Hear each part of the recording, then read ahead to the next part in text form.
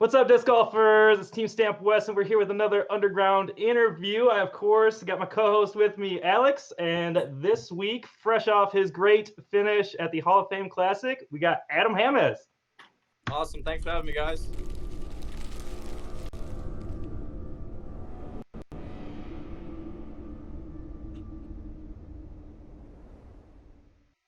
Okay, thanks again, Adam, and welcome. Thanks for joining us. Let's roll into it. We mentioned the Hall of Fame Classic. It's the final NC of the year. What is it about the WR Jackson course that made things click for you in that first round? We're gonna break this out. First round, it put you up by 1 going into the second. So yeah, the first round, my mentality going into the round was I was thinking back to 2017 when I was playing the course and like trying to remember how I attacked the course at the time, and I was just thinking like, don't play it too aggressive. Just make sure you hit your lines pretty much, and then if you're ever out of position, really like, don't really go for it and just take the birdies when they come. That's how I kind of play that course, and that's always worked out for me pretty well. Yeah. So the course plays to your strengths, right? You like that course a lot. Actually, you posted on Instagram about it. You've been able to have a couple really great showings out there. Now that you're with Discraft and running this bag, what are some of the go-to discs when you're on that course? The go-tos on that course was the ESP Onyx. That's been like my workhorse lately. I got some of the old test flights, and they're a little more overstable than some of the current runs, and they're really nice. And then I was forehanding a Z Force a lot out there, a really flippy one, just like hyzer flipping it through some tight lines, and my forehand was on pretty good. And then the zone, I have a ESP Glow zone that did a lot of work for like scrambling and just touch approach shots, forehand and backhand and whatnot. Gotcha. That Z Force, that's that red one, right? Yeah, I throw the they were made last year. They're red domey ones. Yep. Yeah. That's awesome. a really good run. I really like them. Awesome. So you attacked the course well. Going into round 2, you were up by 1, and then both you and Calvin put up a 59, leaving you with 1 stroke lead after it. Going into the third round, what was kind of your plan of attack? How did you mentally prepare for that? The night before, I didn't really answer too many I got a lot of messages from people, and I just kind of like left them alone. Like I didn't want to like sit there and read all these like messages like, hey, good luck tomorrow, you got this. Like I just kind of want to like be in my own world and just like figure this out myself. And like going into the round, I was just like excited because I had this opportunity to win this big tournament. And I was like, well, let's look at the scores in every hole and attack when need to. If someone gets a birdie, we got to capitalize on it. Or if Kelvin gets a bogey, I have to capitalize on it and get a par, a birdie, or something like that. It's like just capitalize and don't let any strokes slip away easily. Yeah, so that's actually a really interesting point because you hear a lot about people who are really focused on their game and they don't touch the scores the entire round. And kind of it's an interesting strategy because your strategy is to play the course, but it seems like you have this mentality of approach each shot with the unique circumstance and the context. So what does that kind of obviously there's kind of this 2 camps idea. What does that feel like? So some people just don't look at the scores. Why do you look at the scores throughout the round? It's more of a mental thing, I think, like knowing that we're tied.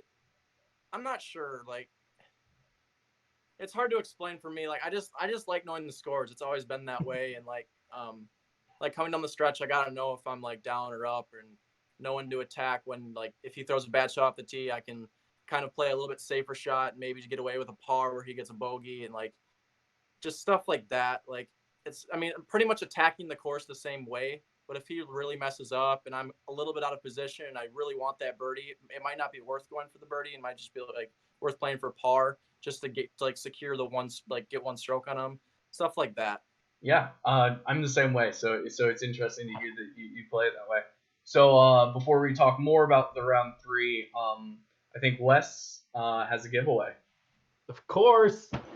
We got another one. Special thanks to Discraft. I actually got to hand pick this one out of the factory. There's like this little section of like old LE stuff. I'm sure Adam knows what I'm talking about. And that's where this beauty came from. It is an old LE drone, and this thing is just like super glossy, just super smooth, real beauty. A lot of pearl to it. Doesn't quite come through in the camera, but super nice drone. Your thoughts on the drone, Adam? I had it in my bag for GBO. I think that was the only time I threw it. But Yeah. otherwise, I just threw like an overstable Buzz OS. Fair. Or just regular Buzz, sorry. That works. Overstable mid-range. So in order to be entered into the giveaway for this disc, give the video a thumbs up, and then we would like you to comment what your favorite video coverage of the year was. Whether it was live coverage, post-production, FPO, MPO, whatever your favorite coverage of the year was, comment below, and I will go through and pick out a winner for this awesome drone. Yeah. And I will mention that I'll be honest. This Hall of Fame Classic, it's got to be all the way at the top. It's a really, really good set. Yeah, a nail biter. So we'll look at round 3. The end of round 3, you're coming into hole 18, and you had kind of talked about paying attention to the scores. You needed a birdie on 18 to push it to a playoff, or you needed a stroke on 18 to push it to a playoff. Kind of walk us through that last hole and sort of what's going through your mind, knowing that you need to gain a stroke there. See, I was down 1 going into hole 18, and Calvin was on the tee first, and he had a little bit of a misrelease, and it went a little left, and it kicked the tree, and he wasn't necessarily in position to get birdie. And I was lining up like, I'm setting this. I'm getting the eagle here. Like, I have to if I want to win this thing. Like, he's gonna birdie it. It's not the hardest hole in the world. Yeah. And once he threw that shot, I just down to the onyx, and I was like, well, now I can just play for birdie and potentially push a playoff. So that's kind of what I did, and I scrambled up there, and I had to make like a 35-footer to push a playoff. Yeah, another big putt along with a bunch of others throughout the tournament. So you guys are tied after round 3. You're going to that playoff, going back to hole 1, I believe it was. Yeah. What's kind of going through your mind? Like, now all of a sudden this is a heads-up battle between both you and Calvin. I mean, just stick to the same game plan, throw the same shots. I mean, he threw a great shot off hole 1, and I matched it, and we both threw great up shots. I think we were both in the bullseye, and we had tap-ins. We moved to the next hole, and yeah, I mean, just stay with them. Don't make a mistake. I mean, you're on cloud 9 at that point. Like, stress level is like up here, so like, yeah, it's kind of hard to like think back and be like, what exactly happened, and because it was like crazy, but yeah, something like that. Nice. Well, we won't spoil it for any of our viewers who haven't caught up on the coverage yet, but I know we were rooting for you, and a bunch of the disc golf world was rooting for you in the playoffs. So we'll let people watch how that plays out on the Jomez coverage, which is uploaded. Make sure you guys go check it out. Yes. But obviously, we want to congratulate you on a great finish out there. Thank you. As we're kind of looking ahead now, obviously you got one more tournament, but as we're kind of looking ahead to 2020, what are you most looking forward to? I'm looking forward to getting out there and just, I mean, leaving off right where I left off here in 2019. Just, I mean, the USCGC and Hall of Fame Classic were really, really good turns for me, and I just want to start next year hot like that. And this year, instead of going back to Wisconsin and staying in 6 feet of snow for my off season, I'm lucky enough to be able to stay in Arizona this off season. So nice. I'll be able to be down there, train, hit the weight room or hit the gym, and just overall improve my game as much as I can. That's awesome. Are you gonna link up with Yuli while you're out there too? Potentially, if he's down there. Yep. For sure. Nice. Awesome. Well, we look forward to big things from you in 2020. We want to jump over to our 2 fan questions to kind of wrap up our questions portion here. We'll be sure to follow Underground Interviews on Facebook and Discraft Underground Media on Instagram. We'll be taking fan questions for these videos in the future. So our first question comes from Adam Vosberg, and he says, despite being an amazing player yourself, who do you look up to in the sport? I look up to a few people.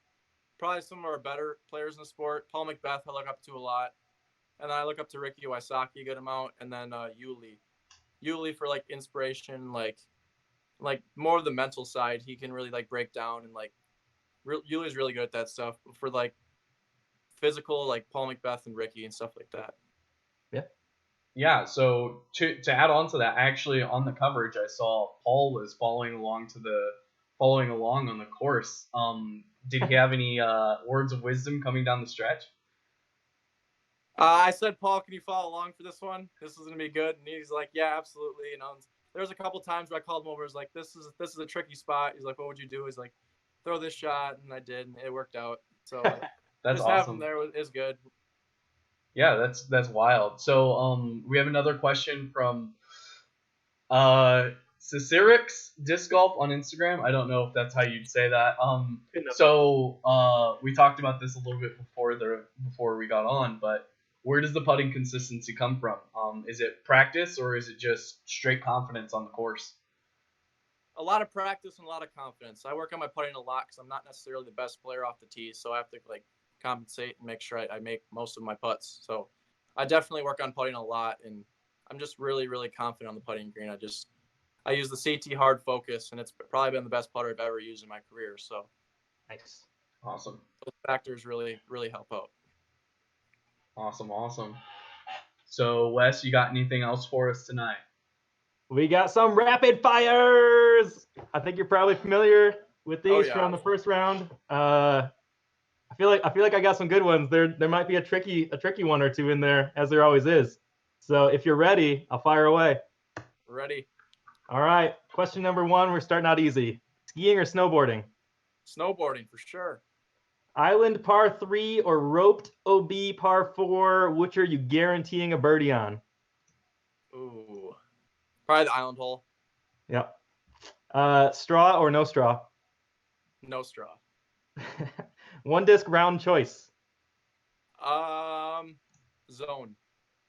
I dig it. Island vacation or snowy retreat? Island vacation. Is a lefty backhand just a righty forehand? Yes. I feel like there's been some debate about that one recently. If there's an Adam Hamez signature disc, what would it be? I'm not sure. Me and Bob were talking. We'll wait and see. Okay. See for next year. I'm not 100% sure what it's going to be, but I think I might be eligible for one. Fantastic. Maybe a little spoiler. Number of tournament wins in 2020. I'm not sure. 3, 4. 3, 4. That's a good number. What is your dream car? That's tough. A tour bus? No. I've always liked Ferraris, probably like a Ferrari 458 or something like that. Nice. Sports car? Yeah. And I kind of want to bring some life back to this one now that Yuli's healing up. The fabled battle between the Macbeth brothers and the Yuli brothers. Who you taking? Macbeth. Oh, I like it. Hey, John's been improving. John's on the underground team. He's been putting in some work this year. That's awesome. Awesome. Well, this is the time in our video we want to give you a minute to thank your mom, thank the fans, say whatever you'd like to say. Yeah, thank you guys for having me. Thanks for everyone who's texting me, messaging me with all the support and love. It really means a lot. And yeah, thanks to Discraft and Grip Equipment. I mean, I couldn't have done anything this year without them. So awesome. Well, that's all from us, guys. Be sure to give the video a thumbs up. Share this one with your pals. Be sure to support Adam while he's out on tour. Maybe look for a signature disc next year. We'll see. Thanks, Alex, for co-hosting and running the show here. And we wish you the best of luck at the Disc Golf Pro Tour Championship, Adam. Thank you. Thanks for having me, guys. Awesome. Wes, do you have something for us? Oh, yeah. Make that putt. Do you want to watch more awesome videos? We know you do. So make sure you hit that subscribe button. And while you're at it, turn on that notification bell so that you're notified every time we post new videos here at Underground Interviews.